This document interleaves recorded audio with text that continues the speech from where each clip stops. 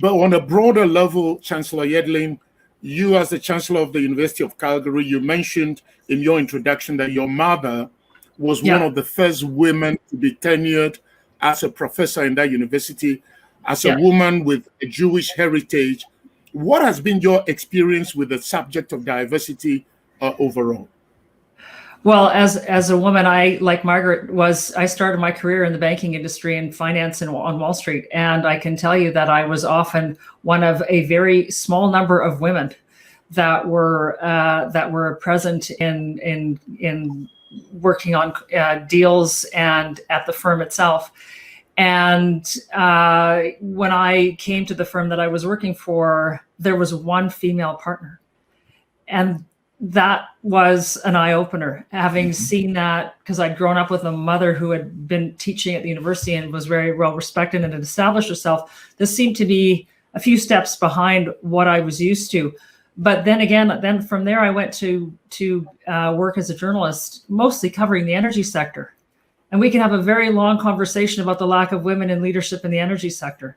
And in Calgary, same story, being in very many different venues and being very much a minority, because there is just no room. It's been a very tough road for women in energy to make a place for themselves and to advance. And so I've seen that firsthand, covered the sector for 20 years, and we really don't have much. The dial has not moved, and we can talk about that too, in terms of the number of women in leadership positions in the energy sector. But it's a constant.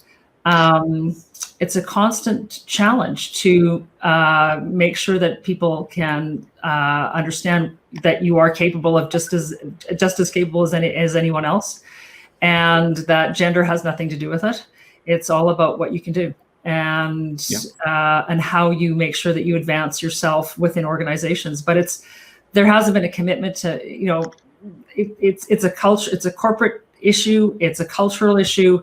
And we still have a long way to go. I think what we need to see is a generational shift in management philosophy and perspectives. Thank you, Chancellor Yedlin. Branch manager, Sister Margaret, you are no longer at ATB. Explain and give us your perspective. So thank you so much. If I think I speak for a lot of Black women, a lot of Black employees that has ever worked in the banking industry in Canada. For every branch manager position that I've heard, I've been the only Black person and the only Black woman in that role. As the Chancellor mentioned earlier on, you don't find a lot of women, though in the banking world, you find a lot of women who are branch managers, but they are not necessarily Black. In Edmonton, for example, I was the only Black branch manager for a very, very long time. Even with my previous employer, I was the only Black branch manager. The challenge that I see we face in the banking sector is that I don't think they see us as good enough. I see a lot of immigrants, a lot of Black employees in the banking sector working so hard. They work tirelessly. As you know, in the banking sector, we have targets. I know of a lot of immigrants, specifically I'll focus on the Black immigrants that works very, very hard. The challenge we face, however, is that we don't get past the level that I'm at. You will not find, I remember when I organized the Black History Month at the previous bank that I was working at, I was looking for a Black woman, a Black executive that would speak at one of the events that I organized for the bank, and I couldn't find any. I ended up going to academics. And what I see is that we have a huge challenge in the banking sector as it relates to immigrants, as it relates to Black employees specifically.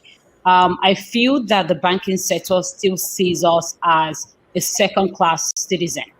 I don't think that they are ready to really make a lot of the changes that they speak about. A lot of banks in Canada are talking about diversity and inclusion. But please take a minute to look at their leadership team. Look at their leadership team from the CEO way down to the vice presidents, you will not find Black women or Black men. Why be blunt? Why is that the case? Honestly, based on the experience that I've had, I don't believe they see us as equals. That's the way that I feel. They don't see us as equals. They don't see us. You know, if you will find a few Black people here and there, but you have to code switch. To be a Black person in the banking industry, you have to act like they act, talk like they talk. You have to completely leave your culture and who you are in order to get there. I wasn't willing to do that. I fought and spoke for a lot of Black employers with my employers. Let's narrow this down. In banking, Dr. Odami-Ankra, I will come to you. I see that you want to make a point. But I like the angle Margaret Adekunle is taking. In banking, I don't know much, but I believe that you mentioned targets. If you are from another culture, I am Canadian, or you are from another continent, but let's say you are of Nigerian heritage. Yes. The West Africans, the thing our parents will always say is you must work hard, be reliable, and you must deliver. If you are doing all this, you are showing competence, and academically your qualifications say you are as good as anybody in the world, why should that be a problem? Where is the problem when you are achieving the targets? Education-wise, you've come from one of the best schools in the US. You probably worked in Wall Street, and you are in banking. Where is the blockade, the obstruction really coming from? They simply do not see us as equals. That's the answer that I can give you. Even though they can see that your targets are better than theirs. I will tell you, as a branch manager, right? A lot of immigrants that I employ or that works at the branches that I've worked at are always the best. Like you said, the way we're raised, hard work is the key. We believe in hard work. You work very hard, you get promoted. In the banking sector, working very hard does not necessarily mean you're going to get promoted.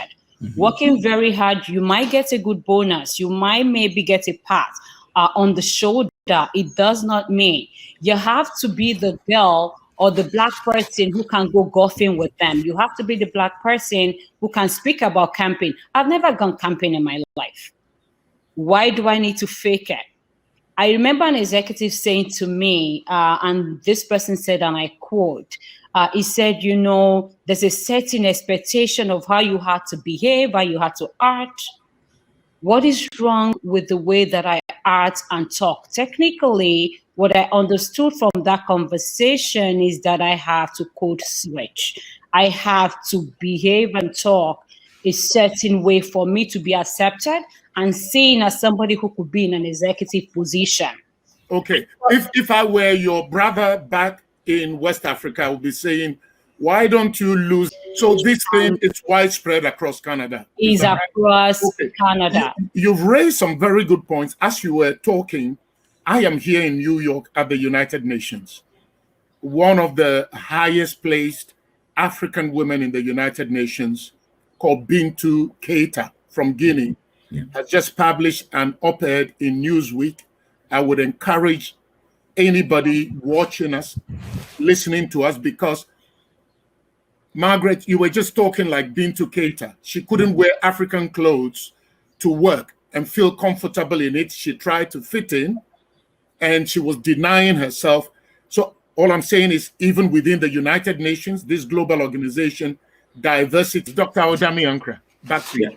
Yeah, thank you very much. I mean, what our chancellor is expressing and what Deborah is saying, it's so true. I mean, it cuts across. The first time I heard the word fit, I heard the word fit. Would he or she be a good fit? Would she fit the profile or the culture of the company? It took me a while to understand, what is that supposed to mean? Yeah. Will she be a good fit? This is somebody who has come for an interview, excelled, you know, can deliver, but then they'll say, will she be a good fit? It could be soft skills. Will she be able to cope? Yes. But beyond that layer of soft Yeah. skills, it's an unspoken code of whether Yeah. you belong. And, Yeah. and usually people don't want to go there, but you can see it very clear in your face. The lack of mentorship.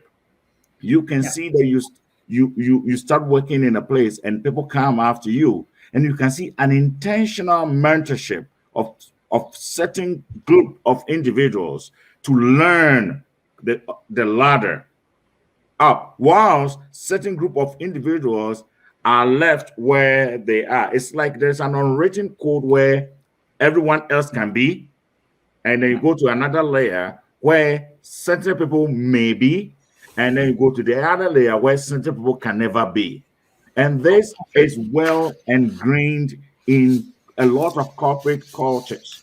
So I see Margaret nodding. I'm going to go to Chancellor Yeah. Yedlin in a moment, but Kati Boychuk, I hope I pronounced that name right, Yeah. in the comment section is saying, yesterday we heard about being careful of tokenism in the Yes. workplace. And we are hearing from the panel now that it's important to hire for fit. You brought the word fit, Dr. Yes. Odami Akra. Yes. Hiring for fit, but to look within a diverse pool of candidates. Correct. What would the panel suggest in how we can expand our recruitment pool so that our workplace process to talent acquisition naturally supports diversifying our workforce? I think that is something I may have to call on Chancellor Yedlin to lead about this question from Kati Boychuk. I know we will come to solutions and actions next, but over to you, Chancellor Yedlin. Well, there's so much about what we're talking about is unconscious bias. Yeah. And that is one of the places that we really have to start with unconscious bias training. And it's everything from it's across the board. It's racialized minorities, it's women, it's everybody. And what needs to happen is that issue has to be deliberately challenged and addressed, because I don't think we're definitely not there. We're definitely not there. Yeah. But from a corporate perspective, we have to adjust how people are screened, how the recruitment process works. We know there's so much research that shows that the recruitment process, the hiring process, is full of bias. So what do we need to do in order to shift that?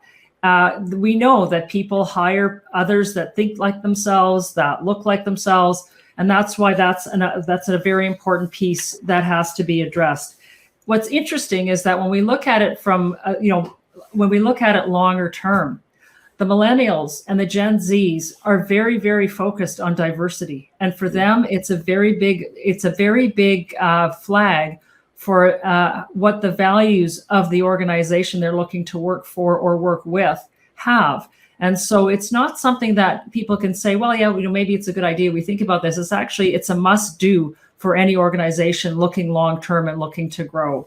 But I also wanted to pick up on that mentorship idea. I mean, mentorship programs for the longest time have been, we need to have people that mentor you, but it needs to be, and that's true. But there's been no value placed on mentorship. It's, well, if you have time to mentor, that's great. Is there any tangible measure of your success as a mentor? How is that valued within the organization? Are there metrics that are being attached to your mentorship success or lack of it? And should it be cross-functional in terms of where you are in an organization, who you are in the organization, where you come from as an individual, where you, and sort of, for lack of a better word, you need to interweave the fabrics of everybody in a company, not just vertically, but horizontally as well. And I don't think we've done that. And that creates diversity in mentorship, and also who's being mentored by whom. And people are exposed to different ways of thinking and ways of doing. And I think that's also very important. But let's start with unconscious bias, because that is everywhere and it is a big challenge to address.